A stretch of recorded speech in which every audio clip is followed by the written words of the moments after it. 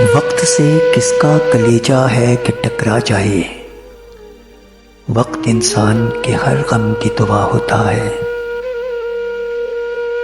زندگی نام ہے احساس کی تبدیلی کا، صرف مر مر کے جیے جانے سے کیا ہوتا ہے۔ تو غم دل کی روایت کا پابند نہ ہو، غم دل شعر و حکایت کے سوا کچھ بھی نہیں۔ تو غم دل کی روایت کا پابند نہ ہو، غم دل شعر و حکایت کے سوا کچھ بھی نہیں۔ یہ تیری کم نظری ہے کہ تیری آنکھوں میں ایک مجبور شکایت کے سوا کچھ بھی نہیں۔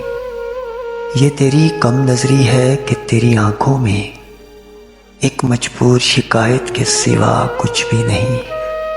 ارتقاء کی نئی منزل پہ مصور کی نگاہ اپنی تصویر کے انداز بدل جاتی ہے۔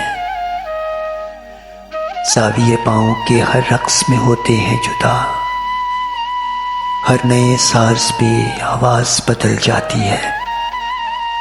ارتقاء کی نئی منزل پہ مصور کی نگاہ اپنی تصویر کے انداز بدل جاتی ہے۔